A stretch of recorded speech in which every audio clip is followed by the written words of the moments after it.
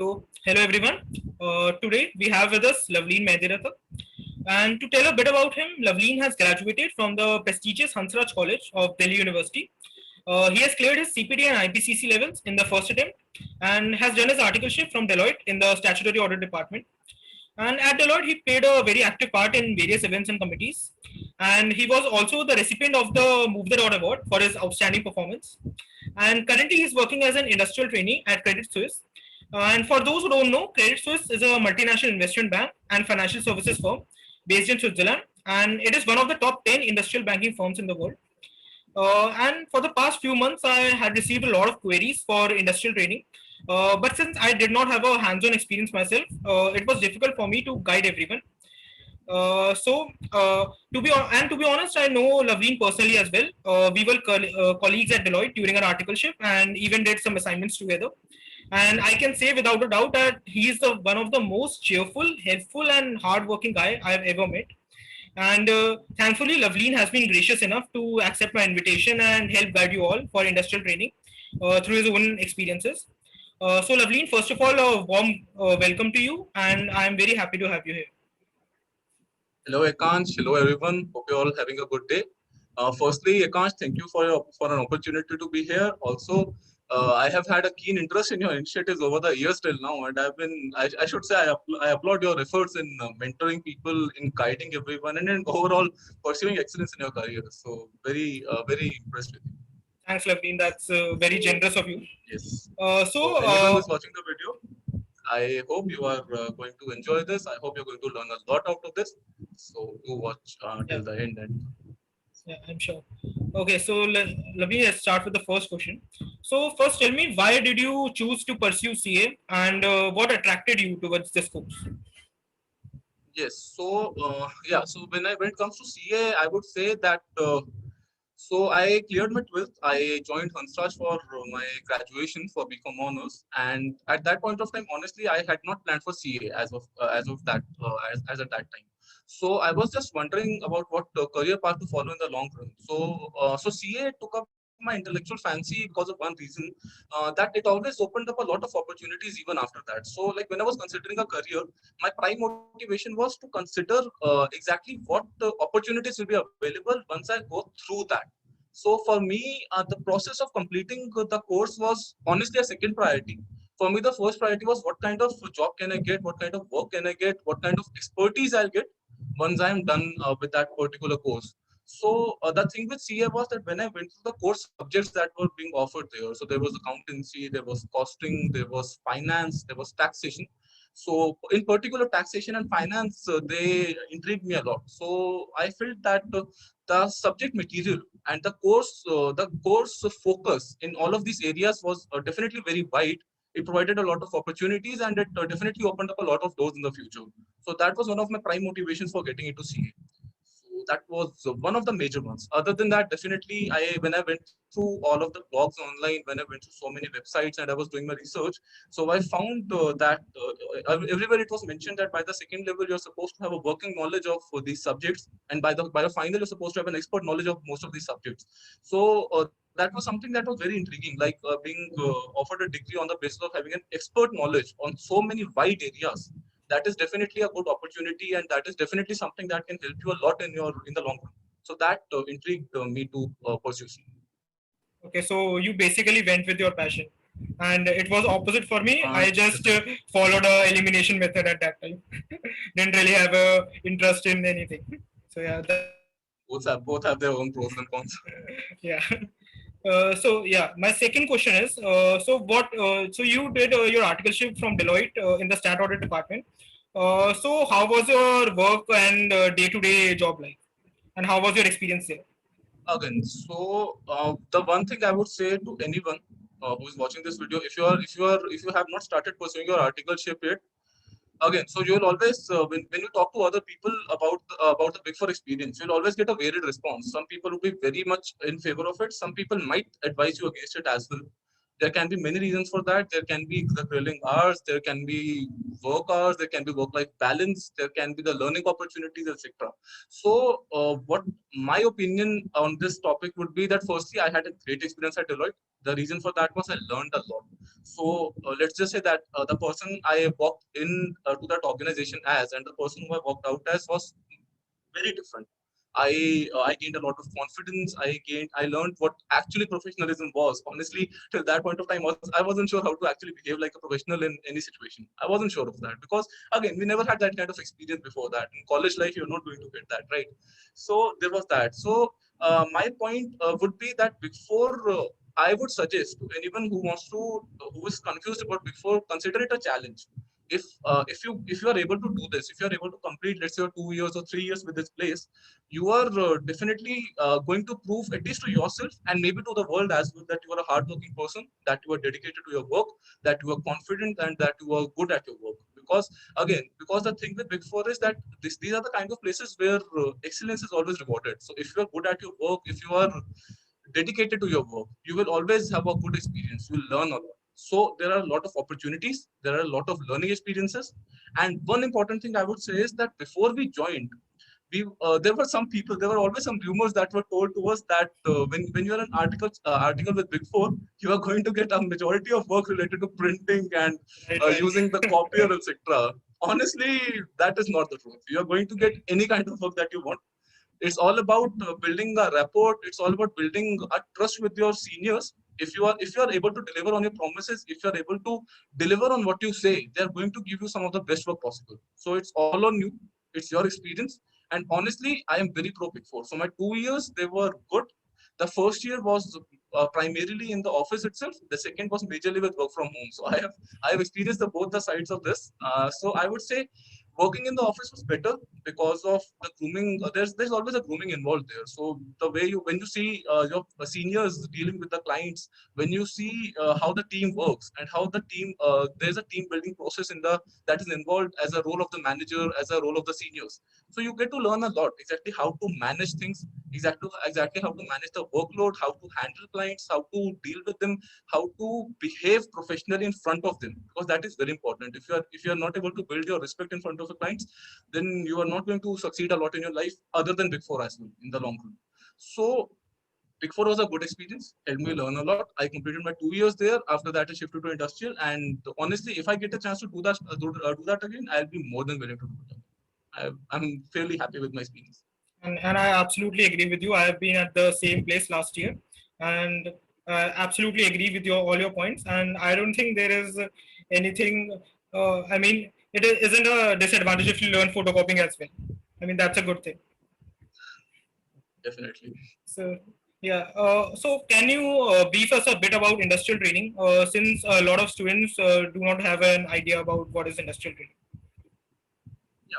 So when it comes to industrial, so I'll just guide you through the process. I found stuff about industrial myself because again, so there were ups and downs on the journey. So let's say, so the story would start, let's say in the third year of my college. So back then we were looking for articleship. So the placements of a college, and there was a society that I was part of.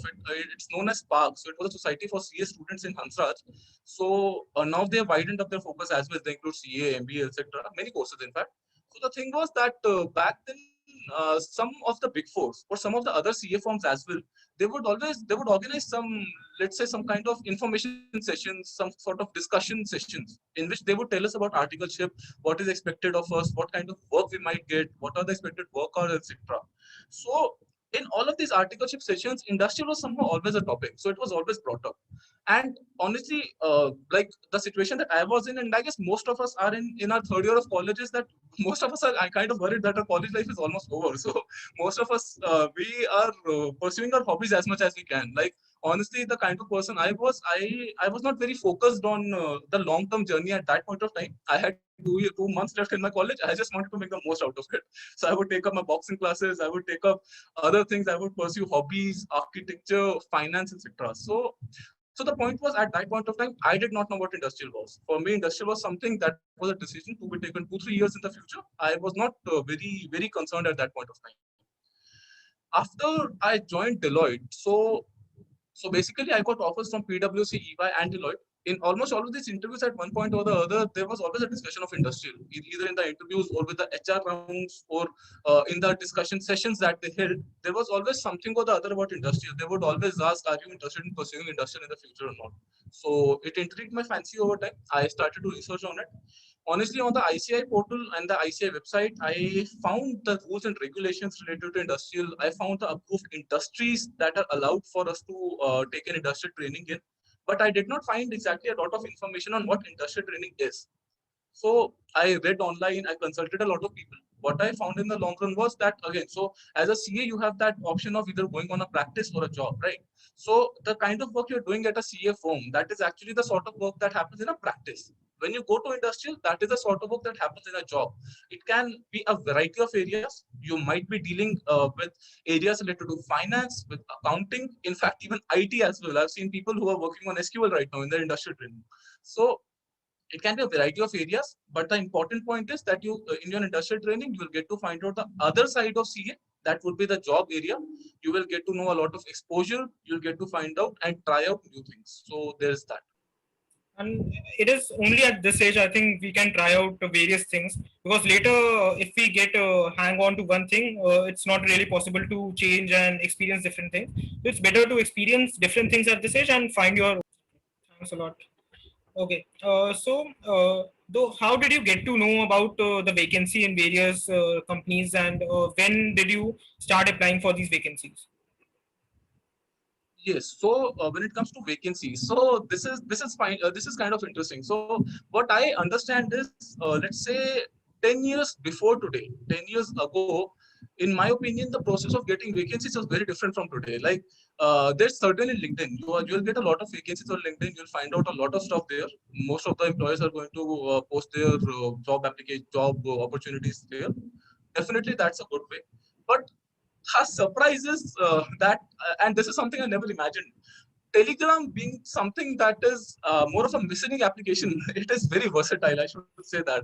Like there are so many industrial training groups on Telegrams where there are literally 5,000, 6,000, 10,000 students who are joined together, and they're very efficient at sharing job opportunities. You'll find so many people who are guiding people there. There are so many people who keep posting news about industrial, that these XYZ interview rounds are going on, or this particular HR, you can contact them for vacancies in industrial, or this person who is currently working in particular industry might be able to refer you there. So so the thing about the ways to find out vacancies in industrial training is that there are 3 to 4 ways. The first would be definitely on LinkedIn. You can find out a lot of opportunities through that. There will be on Telegram. You can find a lot of, in fact, even more. I feel even more than LinkedIn, you will find a lot of things on Telegram. You'll find Excel files as well, where people have uploaded the HRs of most of the companies where they take up industrial. So there's always that. And the third one, and this might be a little tough for most people, but again, the employee referral is a very important way. So if you find someone on LinkedIn who's already working in any company, so you can always reach out to them and ask them to refer you in their organization. So that might also help you in certain cases. So for me, LinkedIn was the primary source. I followed the hashtags. So there were these hashtags related to industrial training vacancy, etc., where most of the news related to industry was posted. So I used to follow those.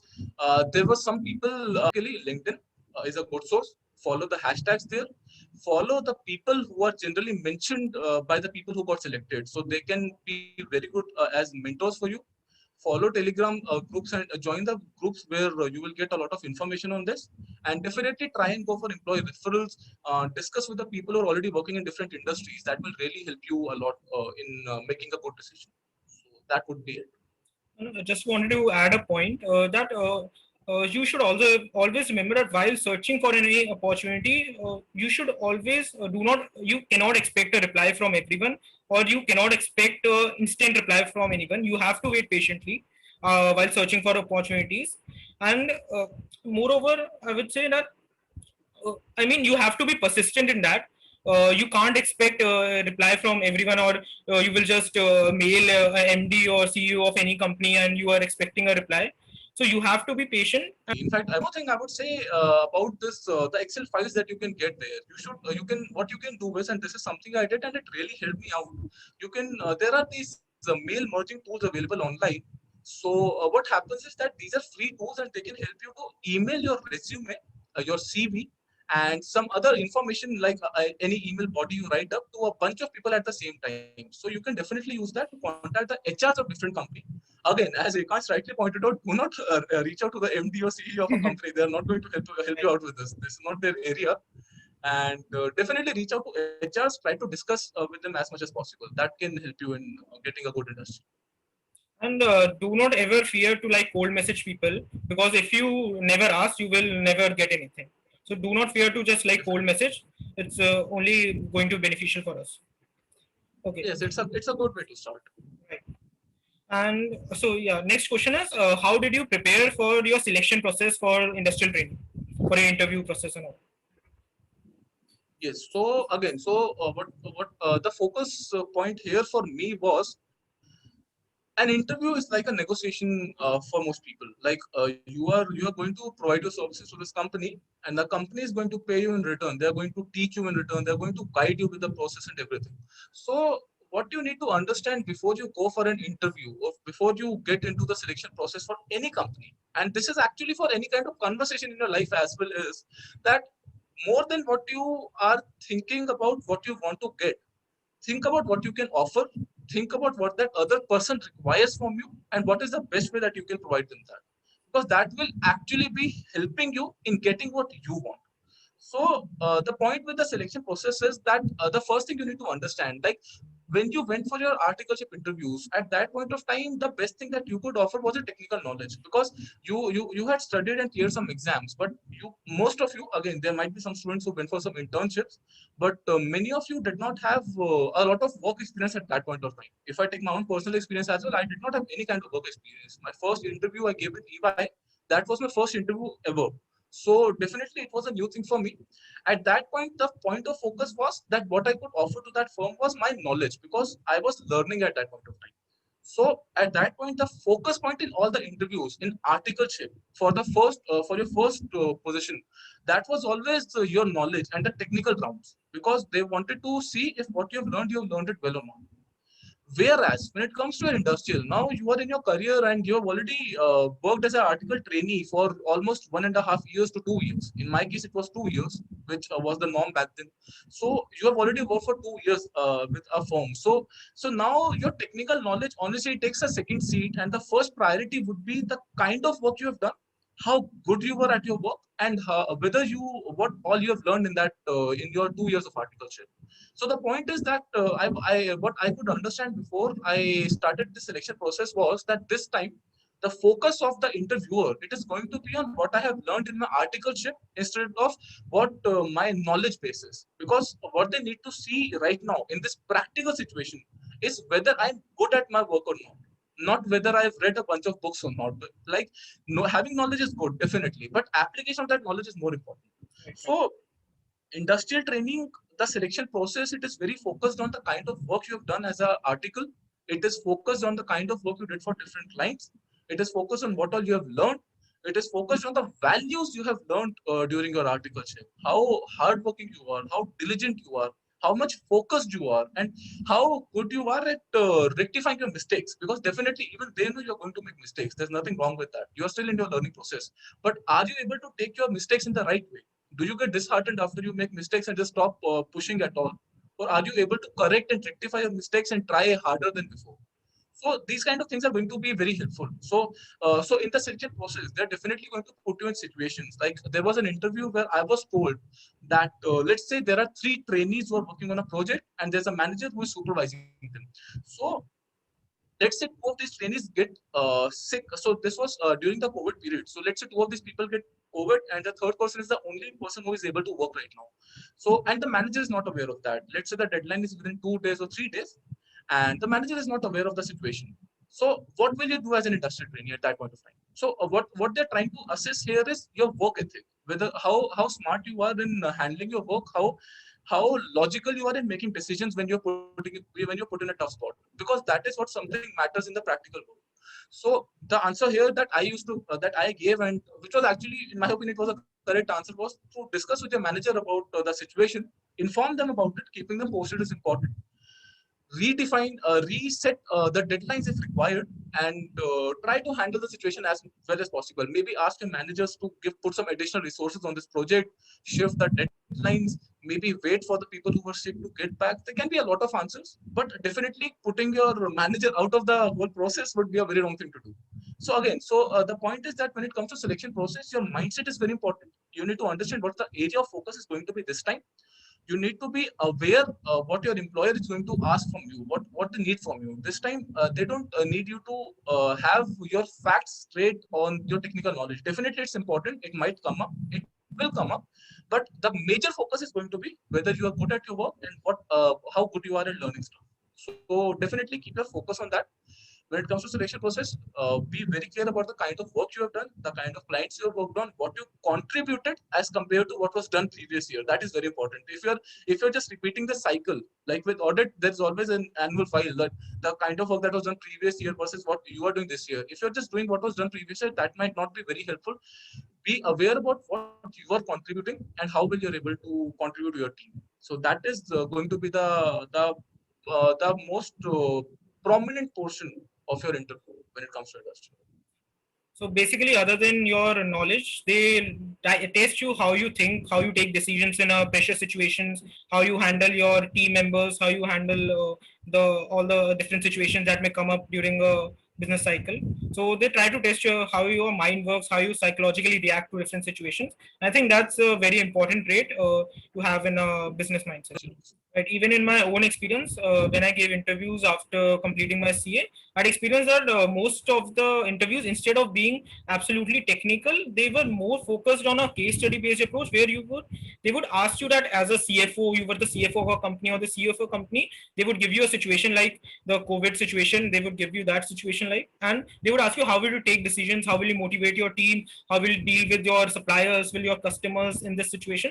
So they like to assess what you think, how you think, and whether you will be a good fit for the organization.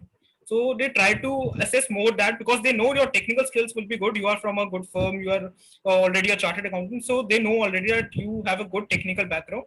So they would like to test you more on these psychological skills. So, Lagni, my next question is: how do companies shortlist candidates for industrial training? So there are going to be different levels at which candidates are selected. So firstly, your CV should be strong. You need to be very sure what you're mentioning on your CV. You need to be very sure about how you're presenting it. Because the important point here is everyone has a different set of achievements. You might have achieved a lot in your life. You might be still be on the process of achieving things. But the important point to focus here is how you present it. What you need to focus on is that the way you present it gives across the right thought about it. You are not misrepresenting what you have done. That is very important. Be very sure about the exact words you're using in your CV, because they will give across a meaning. And if you give a meaning that is different from the truth, that will not help you in your interview process. So the first level of selection will always be in the selection of the CVs that the HR has received. So the first weeding out is done at that level only. So definitely work on your resume, work on your CV as much as you can. Make it as precise, as well presented as you're able to. Keep it simple also. Keep it easy to read and easy to go through. Highlight the important parts that anyone should focus on, and keep it as well organized as you can. Second would be there are your technical rounds. The technical round generally, so firstly, there was a resume round. Then the first reading is done at the resume level. Then there is going to be a reading done at the HR level as well, which usually I have not seen a lot of people disqualifying at that point. So at that point, the HR would give you a call. They would discuss some things with you. They will discuss how apt you are for the role that they might offer. So that would be a level of checking that how good you are going to be and how well fit you are for that role. After that would be your technical round, where they're going to test your knowledge base. They're going to ask you some questions, and again, as compared to articleship, what I have seen is that at the technical round, less people are disqualified as compared to when it was at articleship, because this time the priority is more towards your actual experience. So with the technical round, or maybe at the next point, there will be definitely be a discussion with the manager who you are going to work with. The manager is definitely going to assess the kind of person you are, your work ethics, etc. They are definitely going to ask you a lot of questions related to that. So there's going to be that round. So that would pretty much be the entire process. So the different levels of selection would be resume. The resume level, there's going to be the HR level, there's going to be the technical round, and then there's going to be a manager round or a director round. It depends as per the hierarchy of the organization. But the person who's going to supervise you, they're definitely going to want to meet you before they select you. So that would be the different levels of selection. And the most people who I have seen, the percent again, so there's no fixed percentage of disqualification at different levels. But from what I understand is that the final round in which the supervisor meets you, that generally is the point where there's a high risk of disqualification, because that is the point where they need to decide. Like, let's say if I am a person, if I am a senior and I want an industrial trainee to work with me, so and let's say my company has received 5 different applications, but I need only one person. So generally, from what I understand is that let's say these 5 people's resume got cleared, and in the HR round also no one was disqualified as such. So in the technical round, I might disqualify 1 or 2 people, but generally disqualification at that level is not as prevalent right now. So when I will be interviewing these 3-4 people for the position, and I need to select one, my core focus would be how well this person is going to perform in this particular job, and for that I'll just test their work ethics, etc. So the point is that at this final level, I will be able to decide that who is the person I want to work with, and this is the level that most of the other candidates would be disqualified. So that is the selection process and the different points of selection. And even in my own experience, I've seen that interviews grill you on each and every word of the resume. And they will instantly know if you are lying about anything. They can easily know. And I would suggest everyone to take some time to make your resume. Even at my own time, I took more than 5 to 6 days to finalize my resume. I got some persons on LinkedIn to proofread my resume. They pointed out some mistakes. I corrected them, and then it was around a week process to get my resume ready. And I thought it was a time well invested. So yeah, take time to make your resume, and also I would say try to while mentioning your achievements in the resume, try to quantify them. For example, if you have done any sponsorship event in the college, try to quantify how much you have raised the money, how many investors or how many companies did you get sponsors from. So try to quantify. It gives a legitimacy to your resume. So yeah. Okay, so my next question is, what are the various job profiles in which candidates can pursue industrial training? So again, so industrial, the thing with industrial is that there are a variety of areas. So if I have to define the boundaries, that is not possible as such, because again, so what you need to understand is that this is basically a job. So there can be a lot of areas where a company might require an industrial trainee, because there I've seen people working in the accounting area where they might be working on the monthly MIS, the reportings, etc. There might be people who are working in related to cost accounting, and I know some people who are working at the factory sites of different companies where they work on the cost records, the inventory management, etc. In fact, I once was about to be selected for a position where I was supposed to work on setting up the entire inventory accounting process of a company. So there was always that. So again, so you might be contributing in the accounting area, you might be contributing in investment banking itself. I got a job offer related to proper investment banking, in which I was supposed to contribute in the process of IPOs and the book building process, etc. So there's always that.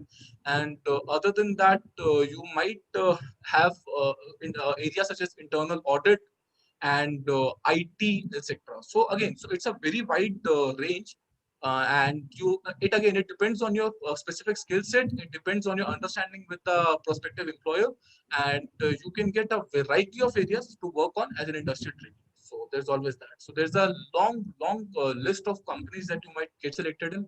There is a long number, a list of areas that you might get to work in. It's a very versatile position. So definitely that would be very specific to every person who gives their interview. So it depends from person to person, and whatever kind of interest you have, there's definitely going to be one or other opportunity related to it.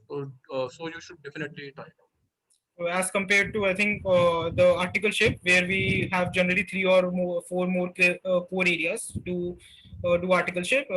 Industrial offers a variety of opportunities and diverse fields which you can experience and later on maybe decide to pursue them as well. That's good. Yes, definitely. The exposure you can get with an STL is going to be very wide as compared to your articles. Right. So, yes. So, how do you think that your profile stood out among the others who were interviewing at that time? And was it your college experience or your article experience or any of your extra curriculars? So, what do you think was that studio? So what I can say on this point would be that firstly, your so again, considering the insufficiency of data, I cannot exactly comment on how my profile stood among others, because I did compare my profile with a couple of people. I'll be honest about that, but in general, you can never say.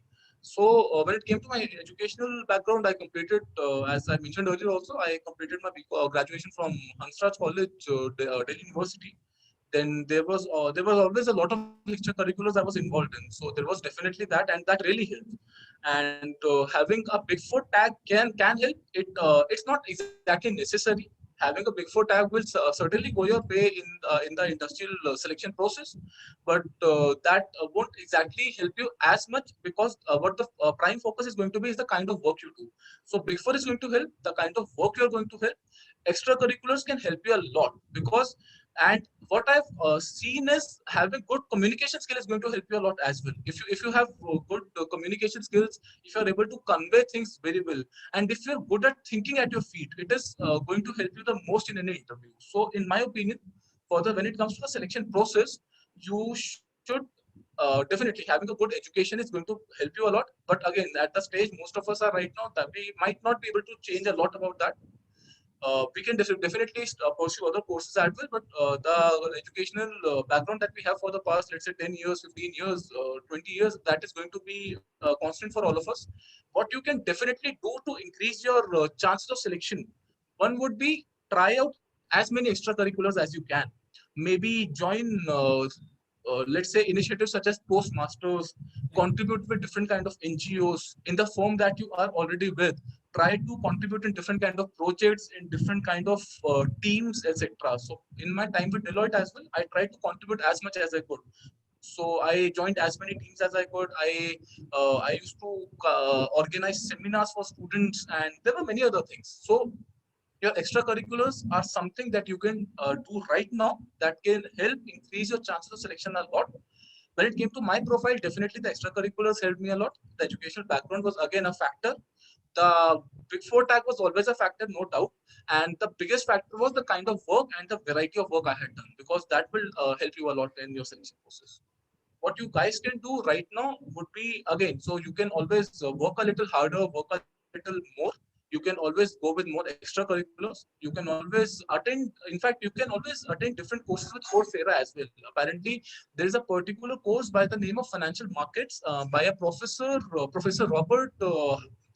Robert Schilling, I guess, in the Yale Yeah, University. Schilling, right. Yes. So that again, so this is something that I've heard specifically. That particular course can actually help shift the recruiter's decision towards you. Apparently, again, I also attended a part of that course, and honestly, it's a good course. It has a lot. It has a great knowledge base as well.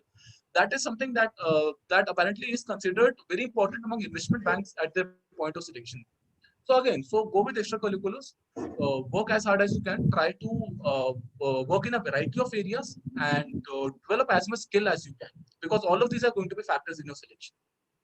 And I personally even have seen Loveleen taking a lot of initiative at Deloitte. He was the head of the article, like group article student committee, and he was always had seen very enthusiastically participate in all the competition. Very enthusiastically was part of various NGOs which Deloitte used to conduct. So I've seen him participating in everything very enthusiastically. So I think that was definitely a very plus point on your resume. Definitely, always. The more initiative you take, the Right. more chances there are of you getting placed at a good company. Because everyone likes an employee who takes initiative, right? Because they're always going to improve the current working conditions in that company. They're always going to contribute as much as they can, and that is something that every interviewer is going to look for into a candidate. So there's that. And at this time, I think every person can work in the organization, but organization need people who are multifaceted, who can do multiple things. They can speak as well, they can work good, they can represent the company in a better way. So they need diverse experienced people, and I think that really helps. And again, so there's another thing that considering like what we need to understand is that right now we are in our 20s, right? The more skills we are going to develop, the more things we are going to learn, it's definitely going to help us in the long run. So focusing on your skill development, focusing on doing new things, on learning new stuff, taking more and more initiative, it's always going to help you. Whether it is industrial training, whether it is your life in general, it is always going to help you in the long run. So definitely do that. Okay, so Lavleen, what are generally the working hours, and how is the work-life balance for industrial trainees? So again, so that is that there can be a variety of situations there. But what I understand in general is from again, so this is just a personal experience. I cannot exactly vouch for that. It's not a factual statement. But what I understand and in my opinion, the work culture and the working hours in industrial is generally better than your working hours in a CA firm. So again, so individuals, other people might have different experiences here, but from what I have understood and from what I have seen in my own experience and what I've seen in my other friends' experiences as well, generally the working hours are better in industrial training as compared to a CA form. You might get better and more time to study. So there's definitely that. So again, so you might get your Saturdays and Sundays free in case you're working on your weekends right now. There's a high chance that you might get your Saturday, Sundays free. The work is more. So again, so if you are, let's say you are working in a particular department, so everything is already fixed. The working speed is fixed. Everything is fixed. The kind of work you're going to get every day is already decided.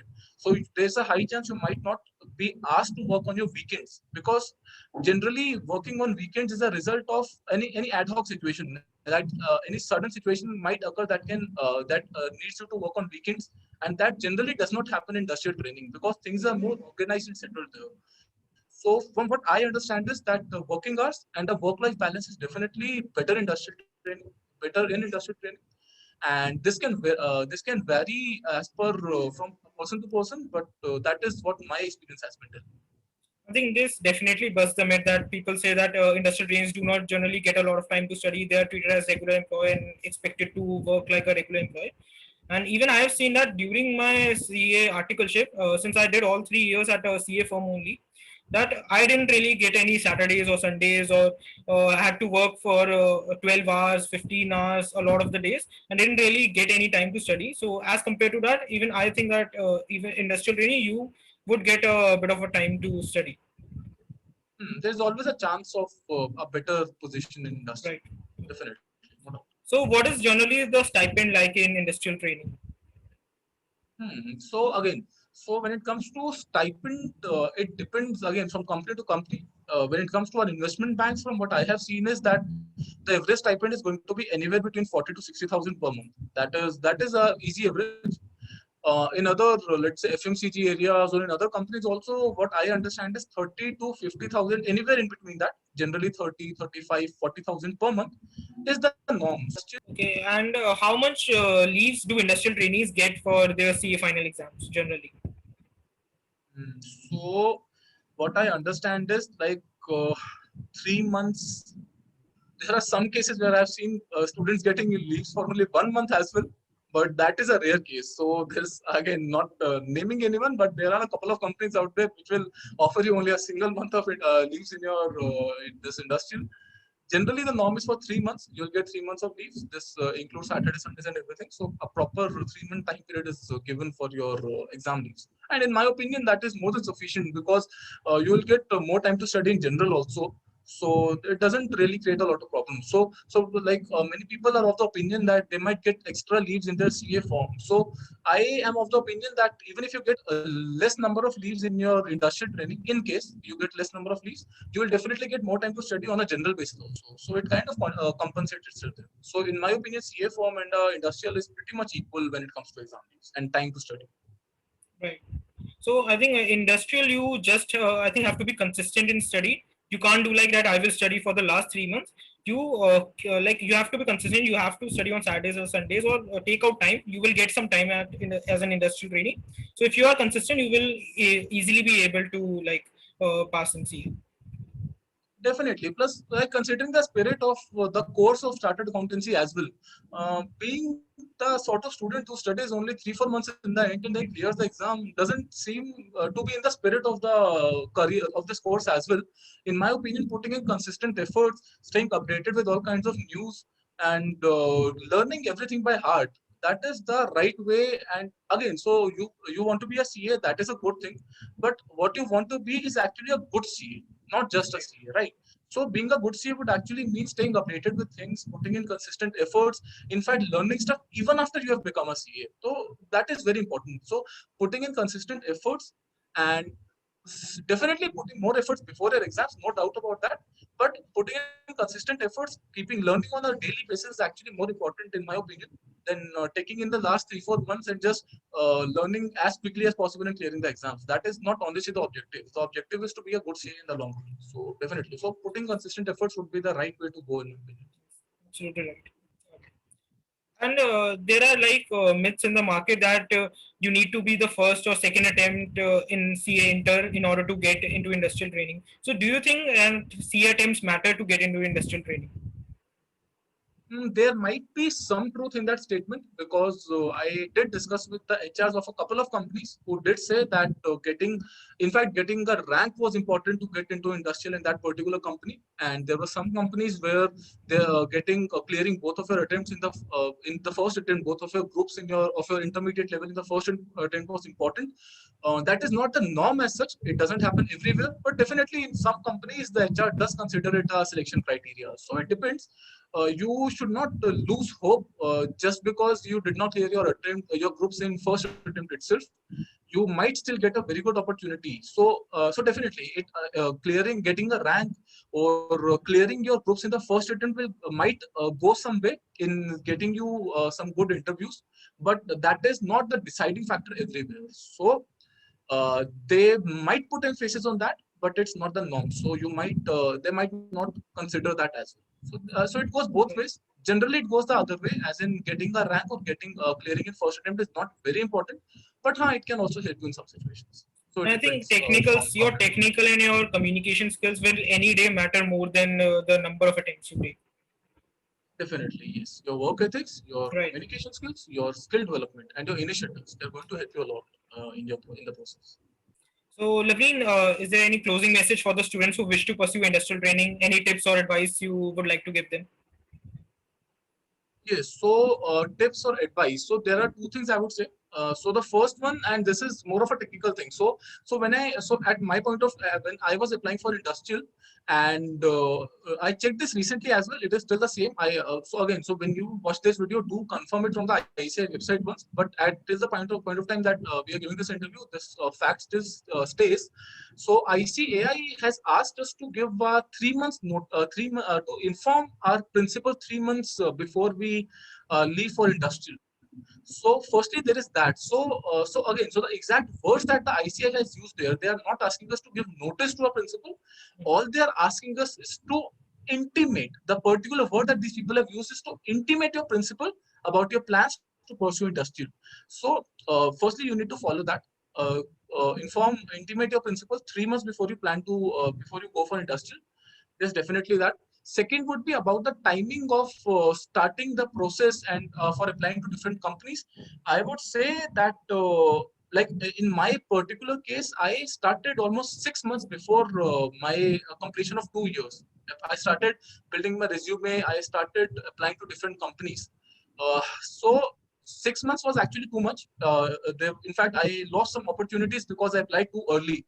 There is that can also happen to you, that if you apply way too again. So many companies have this situation that if you apply once and you are rejected, you cannot apply again for the next, let's say, 4 months, 6 months, 3 months, etc. So applying at the right time is very important. What I understand is applying 6 months early was a mistake. Applying 4 months early, or let's say 3 months early, would be a more logical thing to do. So when you do start applying, apply approximately 4 months, 3 months before your eligible date, because that would be the right time. In fact, and one thing I would say, this is not specific to industry. This is more of a general advice in life. I would say I have seen students who could not clear their exams on the one go. So they had to take up a couple of attempts. There might be some students who did not get placed in very good CA firms. I have seen cases where people literally go into depression because of that. I have seen people who feel very negatively, who belittle themselves a lot because they failed in something. I would say two things. One is that failure is a part of life. Failure is not limited to your education only. You might fail in your job, you might fail into a relationship, you might fail into anything in life. So, firstly, normalize failure. It is all right, even if you fail at something. Stand back up again, give it another try. Whatever best you can get, just get that and work with. And Lovely. thank you for watching this. Thank you for listening. And definitely, if anyone needs any kind of help, you can always DM me. You can always message to me. I will try my best to I will reply put as much as his LinkedIn profile in the description. So do connect with Lavleen. He's a great person and very helpful. So yeah, thank you, Lavleen, for such a great advice, not just for CA but for life as well. And I really appreciate you for taking your time out and help guide the students for industrial training. And I think a lot of their queries must have been dealt with. So yeah, thanks a lot, Lavleen, for coming here. And thank you, Ekans, for the opportunity. Thank you. Thanks for putting in so much effort for all the students. Because when it was our time, honestly, I never got a lot of guidance from my seniors. I was always a shy kid back in my first year of college. I never got a lot of advice. I figured out most of the things on my own at that point. But getting guidance from a senior can go a long way in helping you make the right choices. So I said in the beginning as well, I would still say I definitely applaud the efforts you're putting in for everyone. So Excellent. And really, this thank you for that. this was my thought process in starting this initiative. Even I didn't have any senior to guide me. I had to figure things out on my own. So I think it's better to have someone to guide you and in every phase of CA, because CA being a long distance course, you don't really get to interact with a lot of people. So I think that was my motivation to start this.